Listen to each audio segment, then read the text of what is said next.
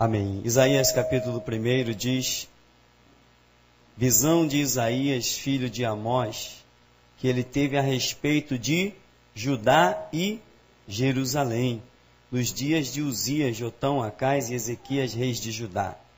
Ouve, ó céus, e dá ouvidos, ó terra, porque o Senhor é quem fala. Criei filhos e os engrandeci, mas eles estão revoltados contra mim. O boi conhece o seu possuidor, o jumento o dono da sua manjedoura, mas Israel não tem conhecimento, o meu povo não entende. Ai da nação pecaminosa, povo carregado de iniquidade, raça de malignos, filhos corruptores, abandonaram o Senhor, blasfemaram do Santo de Israel, voltaram para trás. Por que haveis de ainda ser feridos, visto que continuais em rebeldia? Toda a cabeça está doente e todo o coração enfermo. Desde a planta do pé até a cabeça não há nele coisa sã, senão feridas, contusões e chagas inflamadas, umas e outras não espremidas, nem atadas, nem amolecidas com óleo. A vossa terra está assolada, as vossas cidades consumidas pelo fogo.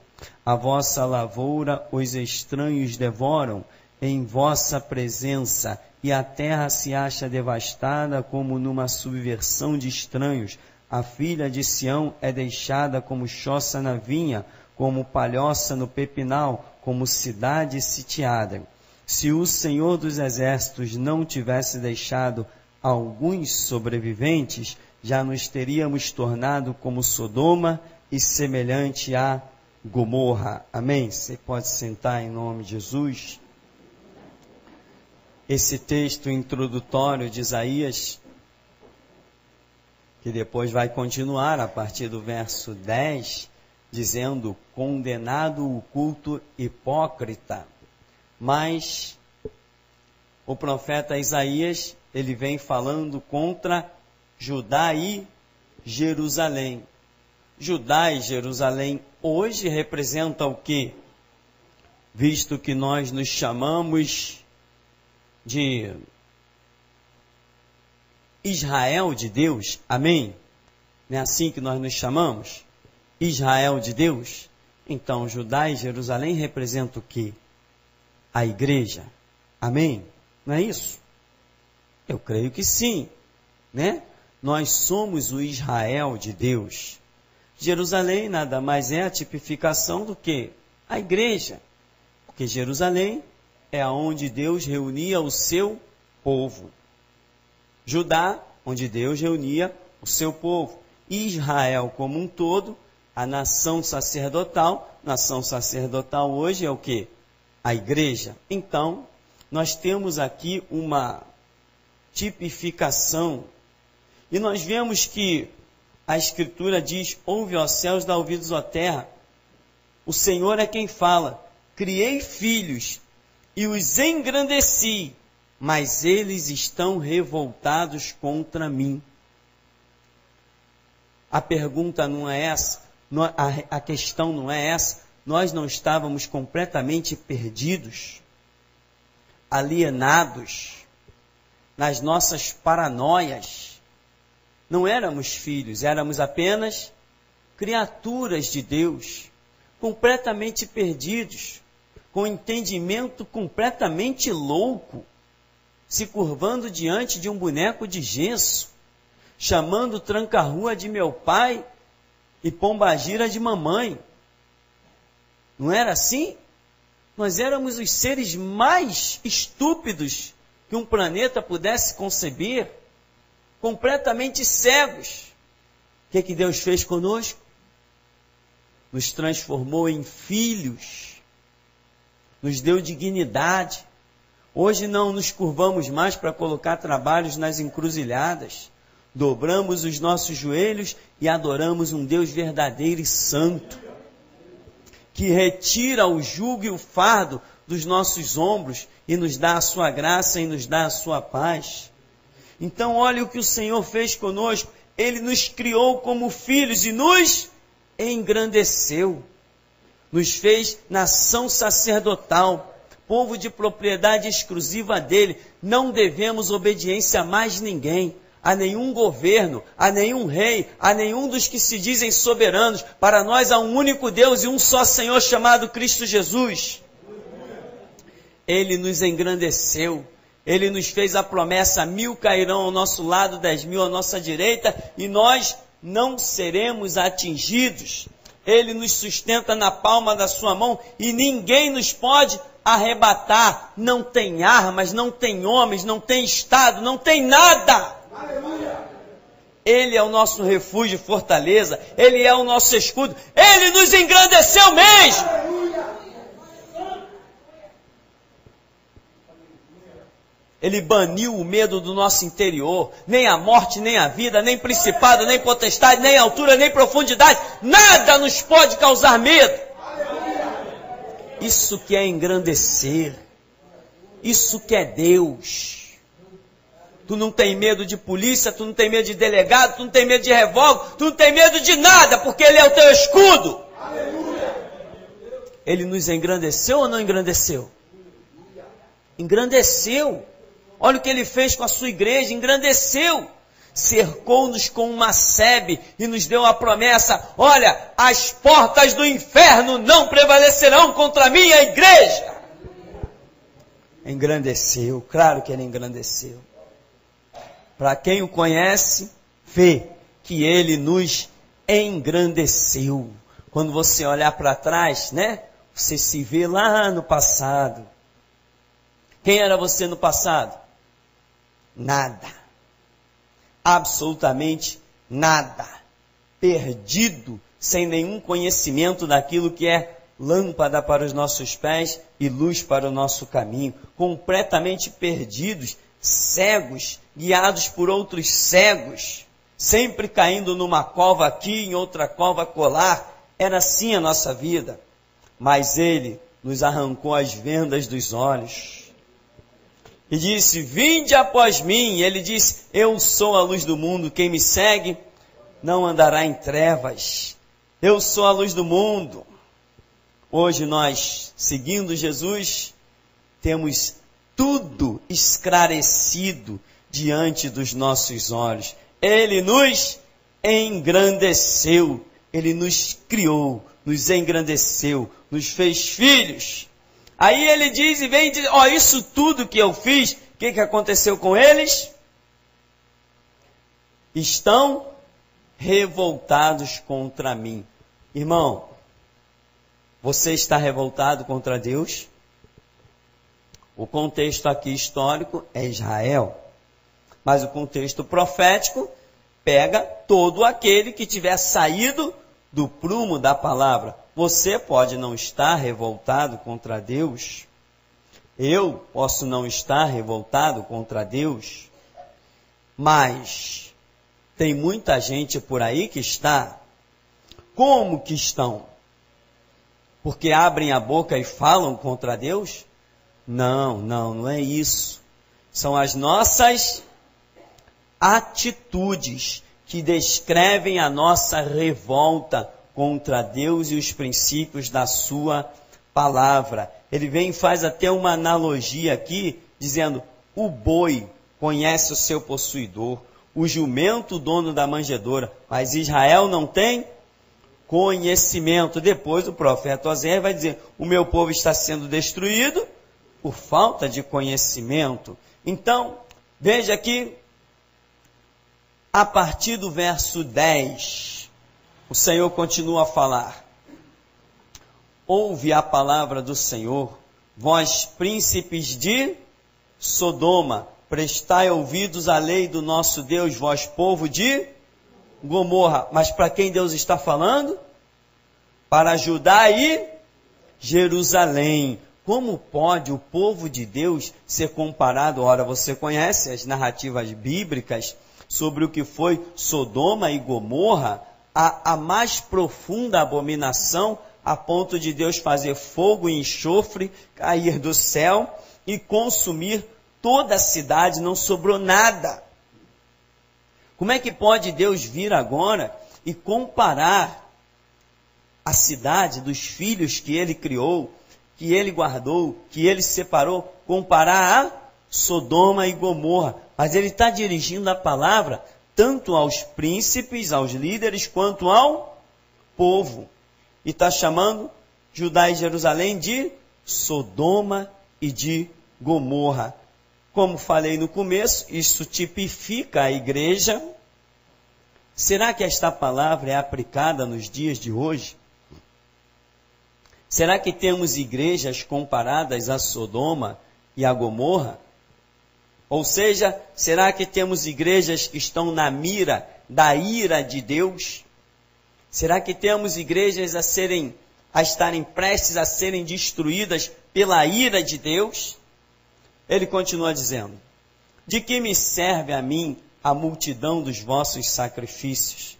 Diz o Senhor: estou farto dos holocaustos de carneiros e da gordura de animais cevados, e não me agrado do sangue de novilhos, nem de cordeiros, nem de bodes. Quando vindes para comparecer perante mim, quem vos requereu o só pisardes os meus átrios? Não continueis a trazer ofertas vãs. O incenso é para mim abominação, e também as festas de lua nova, os sábados e as convocações das congregações. Não posso suportar iniquidade associada ao ajuntamento solene. Aqui tem algo sério. Todas essas coisas que o Senhor está dizendo que não quer, é justamente o que ele tinha dito que queria. Os sacrifícios, a festa da lua nova, os sábados, a convocação das congregações, as ofertas, o incenso, tudo isso era coisa que ele queria. E agora ele está dizendo: eu não posso suportar essas coisas. Por quê? Que ele está falando: eu não posso suportar uma convocação solene manchada com iniquidade. Tem muita igreja que está fazendo as coisas que Deus quer, misturada com aquilo que Ele não quer, então Ele abomina. E aí, meu irmão, você quer a visão da águia ou não quer? Sem a visão da águia, você vai continuar chamando o profano de santo e diabo de Deus. Porque tem muita gente que você entra lá, o cara prega e tem Bíblia, mas tem mistura. O coral vai cantar, canta a glória a Deus e aleluia, mas tem mistura. Jesus Cristo não quer mistura, o sangue dele é puro. Vem um pregar da glória a Deus, aleluia. Tem outro falando língua estranha, mas tem mistura. Tem que banir a abominação. O evangelho é puro e não aceita pitada de nada. Aqui o Senhor está dizendo: eu não suporto essas coisas, porque o ajuntamento solene está manchado de iniquidade, está associado com iniquidade. Sabe, meu irmão, que tem muita igreja que você olha, lá tem uma Bíblia, alguém lê e prega. O camarada diz assim: eu não aceito o homossexualismo, eu não aceito a pornografia, eu não aceito isso, não aceito aquilo outro. Ele não aceita um monte de coisa, parece que ele está todo de acordo com a Bíblia, mas tem uma vírgula lá que condena ele e vai lançá-lo no inferno. Tem muita gente: não, essa parte eu já cumpri, aquela eu já cumpri. Meu irmão, a Bíblia nos fala dos mandamentos. Quem falhar em um é culpado ou inocente? A regra que Deus nos dá é para ser cumprida por completa. É ela que nos dá a estatura de varão perfeito. No céu não vai entrar o que não passar pela porta da perfeição. Aqui o Senhor está dizendo: eu não posso suportar iniquidade associada ao ajuntamento solene. Vamos seguir. As vossas festas da lua nova, as vossas solenidades, a minha alma as aborrece, já me são pesadas, estou cansado de as sofrer. Pelo que quando estendeis as mãos, escondo de vós os olhos. Sim, quando multiplicais as vossas orações, não as ouço, porque as vossas mãos estão cheias de sangue. Ora, mas eles não estavam matando ninguém. Eles não estavam derramando sangue de ninguém. Mas o Senhor está dizendo, as vossas mãos estão cheias de sangue. Meu irmão, tem coisas mínimas aos olhos naturais que para Deus é como um homicídio, um assassinato. Ele é santo. Ele não suporta. Qualquer coisa que está fora da palavra dele é abominação, é considerada derramamento de sangue, homicídio e assassinato. Por isso, irmão, este lugar é um lugar de seleção. Não estamos aqui para brincar, não, irmão. Não estamos aqui para brincar. Você já ouviu a mensagem Bíblia versus Constituição? Então você sabe que não estou aqui para brincar. Eu não quero ser mais um pastor. Aliás, que qualquer hora eu não vou mais deixar que ninguém me chame de pastor. Que eu estou envergonhado desse título. Título de pastor hoje é uma vergonha. Pastor igual a ladrão, tá certo, é o que mais tem por aí. Ladrões mesmos, homicidas, mãos manchadas de sangue. Qualquer um que tentar passar pelo caminho deles, eles matam. Pode não usar um revólver, mas matam de outras maneiras. Mas os olhos do Senhor estão sobre tudo. E a espada do Senhor, eu vejo ela apontada.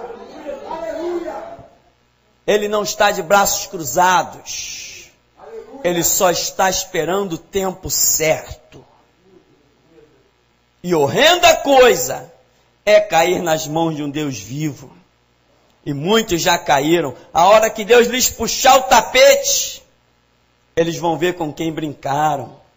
Aqui então, o Senhor está dizendo, ó, tem muita gente que, aleluia, levanta as mãos para o alto, eu estou virando a cara. Estou vendo nada dessa glorificação aí. Tem outros, olha, aqui as vossas orações, estou abominando. Cuidado, irmão. Tem lugares que você entra, as pessoas estão orando, levantando mãos, glória a Deus, aleluia. E Deus está dizendo assim, eu estou olhando lá para o outro lado, eu não aguento ver isso aí. Falsidade, hipocrisia e mão manchada de sangue. Aí ele diz, lavai-vos, purificai-vos, tirai a maldade de vossos atos de diante dos meus olhos, cessai de fazer o mal. Sabe como que as pessoas estão fazendo mal, meu irmão? Muitas vezes é de uma maneira tão sensível, estão preocupadas é consigo mesmo, estão preocupadas só com aquilo que o rodeia. Mas aqui está dizendo, lavai-vos e purificai-vos, tirai a maldade dos vossos atos. Ora, muitas pessoas, você não vê ninguém, nenhuma das lideranças dentro da igreja, batendo em ninguém, empurrando ninguém. Você não via isso lá em Israel? Eles enfiando uma espada em ninguém. Contudo, o Senhor está dizendo, tirai a maldade dos vossos atos de diante de mim. Como é que um ato pode ser mal? Aqui não são atos, em especial atos físicos. São atitudes espirituais que não são condizentes com aquilo que Deus deixou como regra pura, santa e imaculada. Ele está dizendo, lavai-vos, purificai-vos. Irmão, presta atenção, se a espada te espetou hoje, é agora, lavai-vos, purificai-vos. Lavai-vos, purificai-vos, porque tem espada espetando nessa noite. Não adianta contender com Todo-Poderoso, meu irmão. Bem-aventurado aquele que aceita dele a repreensão, porque ele vai erguer e vai botar no pedestal. Mas se contender com ele, ninguém ganha quando contende com ele, só perde. Aprendei a fazer o bem, atendei à justiça, repreendei ao opressor, defendei o direito do órfão, pleiteai a causa das viúvas. Agora então, irmão, que a coisa vai ficar complicada. Observou o que Deus está cobrando aqui? Ele não disse simplesmente, cessai de fazer o mal. Ele disse, aprendei a fazer o bem. Atendei à justiça e repreendei ao opressor. O que é isso? Isso aqui, irmão, é comprar o barulho dos outros. É ou não é? Observa bem se não é. Olha, aprendei a fazer o bem, atendei à justiça, repreendei ao opressor. Ou seja, quando você estiver vendo alguém oprimir o outro, você tem que repreender, tem que comprar a briga daquele que está sendo oprimido. Defendei o direito do órfão, pleiteai a causa das viúvas. Comprar o barulho dos outros. Entrar numa briga que não é sua. E agora, como fica? Você já viu aí no mundo é assim, né? Ah, não é comigo? Deixa pra lá. Ah, não é com meu filho? Deixa pra lá. Eu entendo, irmão. Eu entendo. Claro que eu entendo. Eu entendo. Só que, acredite, a fome e sede de justiça, quando ela é transbordante em você, você não começa a ver por esse lado. Você quer ver justiça sobre a terra? Se você quer ver justiça sobre a terra, a causa dos outros também vai te incomodar. Jesus veio a este mundo pela causa dele? Foi pela salvação dele que ele veio? Ou pela salvação dos outros? Paulo foi para dentro da cadeia pensando nele mesmo? Ou pensando em outros? Pedro foi parar naquela cruz de cabeça para baixo porque ele estava pensando só nele. João foi parar na ilha de Pátmos porque ele estava pensando só nos seus deleites pessoais.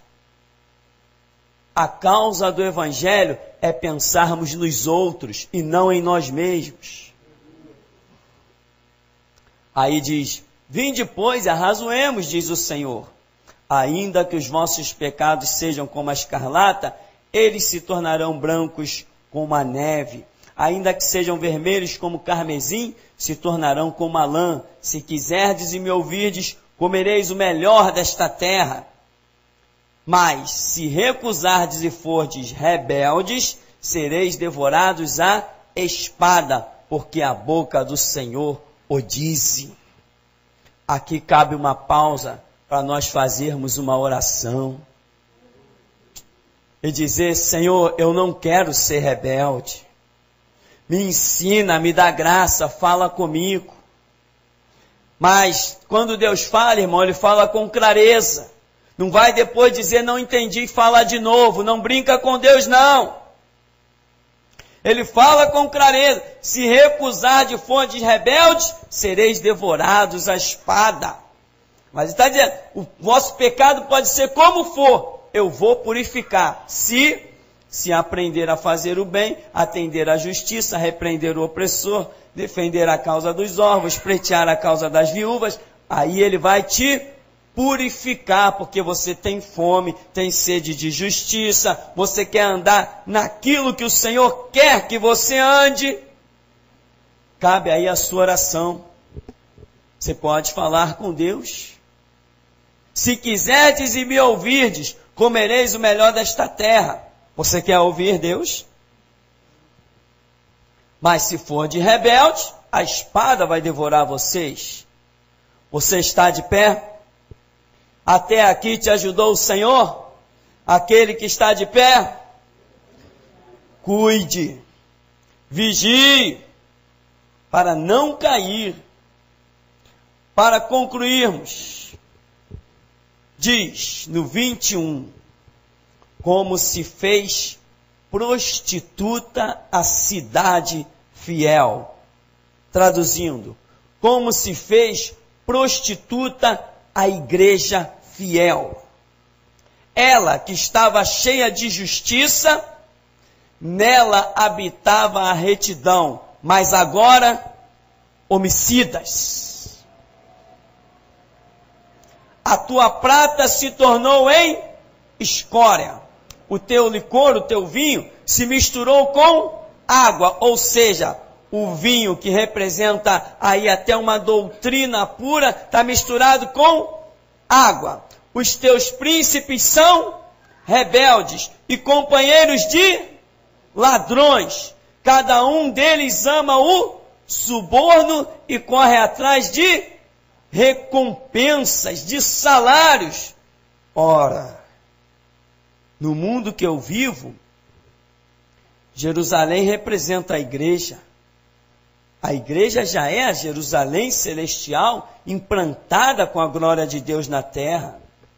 Os príncipes da igreja são os seus líderes. Se tornaram rebeldes e companheiros de ladrões. Pergunta, tornaram ou não?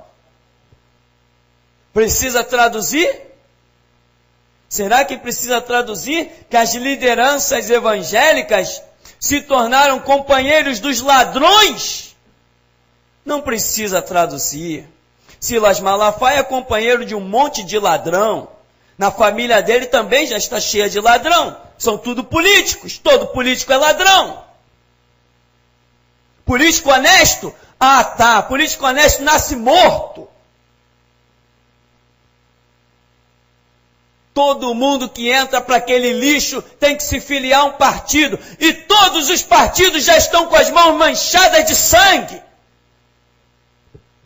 Não tem bonzinho naquilo lá, só tem diabo. Jesus chamou aquilo de mundo e disse que o mundo jaz no maligno. Depois vai o advogado dele me ligar para levar outra bronca e outro fora. Então, são príncipes rebeldes, porque por mais que ouve a verdade, por mais que a gente joga na cara deles, eles não tomam vergonha na cara e são companheiros e amigos de ladrões mesmos. E o endereço aqui é a Rua Mariano Procópio, número 35. Eles sabem, mas a coragem deles é só por trás de um telefone. Essa é a coragem deles. Porque todos aqueles que servem o diabo são assim covardes.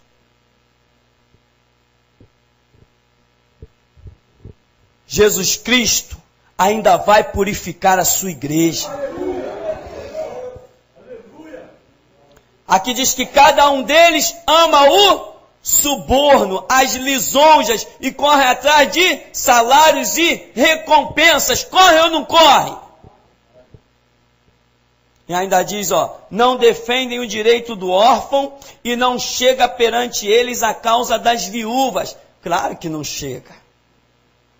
Não chega mesmo. Eles estão nem aí para isso. Eles têm coisas mais importantes para ver. Portanto, diz o Senhor dos exércitos, o poderoso de Israel, tomarei satisfações aos meus adversários e vingar-me-ei dos meus inimigos. Quem são os adversários de Deus? Quem são os inimigos de Deus? São os pastores, são os bispos presbíteros, são as lideranças evangélicas, são inimigos de Deus. Venderam o rebanho de Cristo para os políticos, são inimigos de Deus, portanto eles estão na nossa mira. E nós já estamos desafiando Deus deles.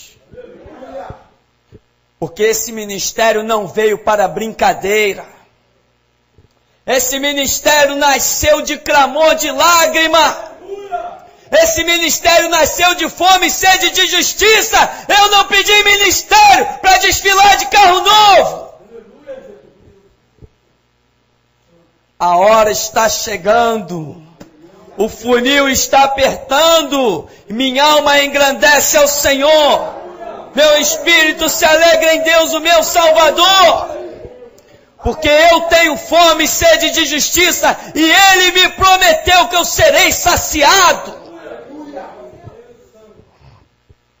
E aqui, quando ele fala dos adversários, dos inimigos, ele se apresenta, diz o Senhor dos Exércitos, o poderoso de Israel. Está vendo aqui, ó? Olha os adversários dos inimigos de Deus. Tem um bocado de nome.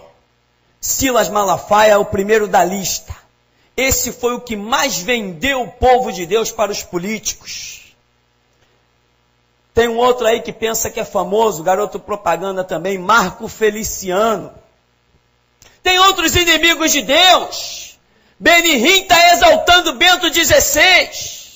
Billy Graham exaltou João Paulo II. Deus está cheio de inimigo. Antes, quando eles comiam com os cachorros nas esquinas, eles não faziam isso. Agora, porque Deus os exaltou, os criou, os deu fama, eles estão dividindo Deus com o diabo. Mas ainda tem homem de Deus na terra. Ainda tem sal, ainda tem luz, ainda tem Espírito Santo.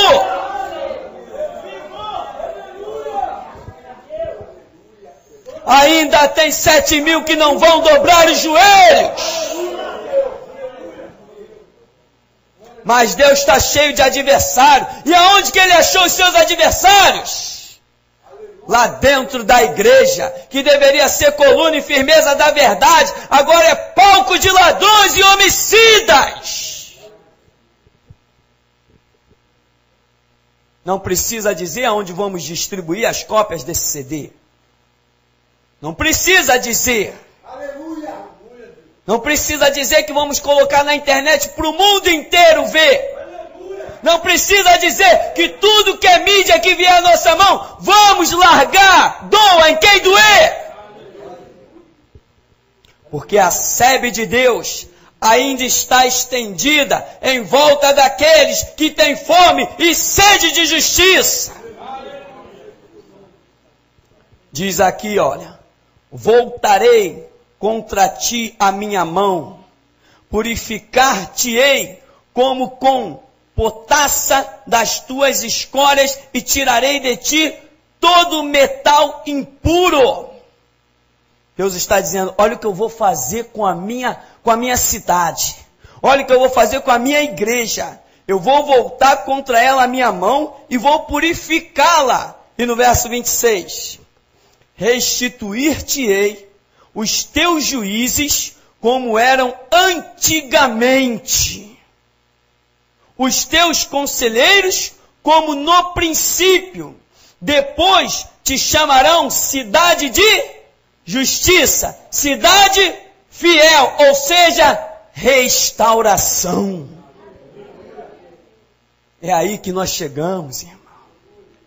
É aqui a nossa parte.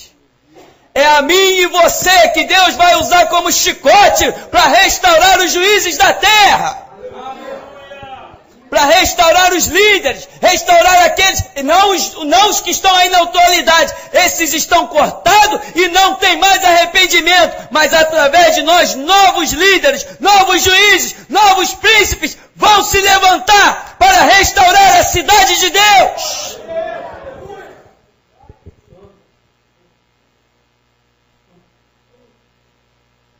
Como no princípio. Olha a palavra que me vem agora. Como no princípio. Lembra-te, pois, de onde caíste. Agora, irmão, vamos deixar um pouquinho de lado eles, que a parte deles já está reservada com dia e hora marcada. Vamos falar de nós. Você está como no princípio. Você está como no primeiro amor. Porque, meu irmão, presta bem atenção, se você também vacilar ou se eu vacilar, Deus levantará outro e a espada que hoje está na nossa mão vai passar para a mão de outro, mas Ele cumprirá o que lhe apraz. Não podemos fracassar. Restauração é para valente, é para quem dobra os joelhos, é para quem ouve Deus, é para quem enxerga o espiritual. Isso aqui não é para qualquer um.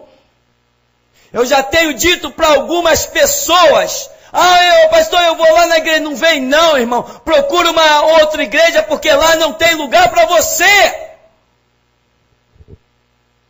Diferente do que todos os mercenários fazem por aí.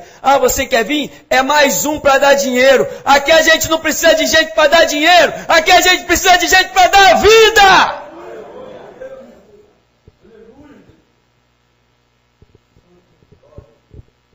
Aqui é uma igreja. Aqui é. E eu, por enquanto, tenho que carregar esse título vergonhoso, manchado de pastor. Mas ele será purificado um dia.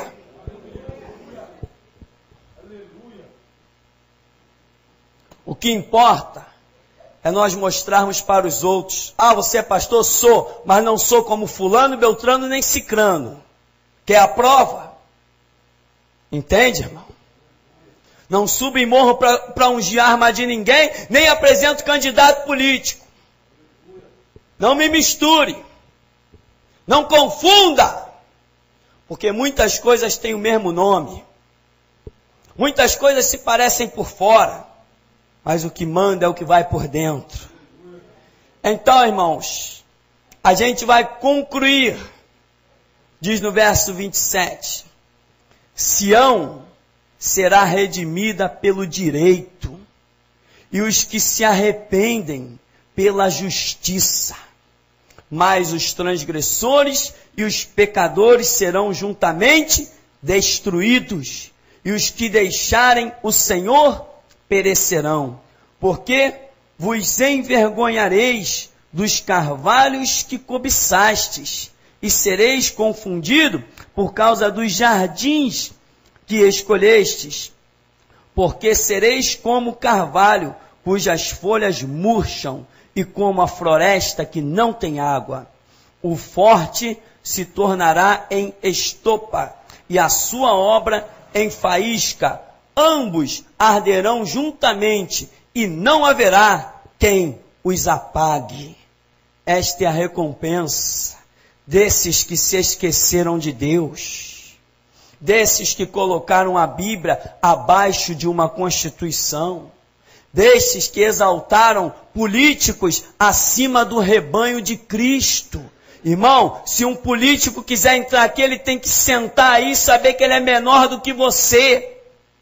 Você recebeu muito mais da palavra do que ele. E como é que esses hipócritas põem político atrás do púlpito? Como é que é o nome desse governador que tem aí agora? Sérgio Cabral. Esse tal de Sérgio Cabral entrou numa igreja e, vamos dizer, entre aspas, pregou 40 minutos.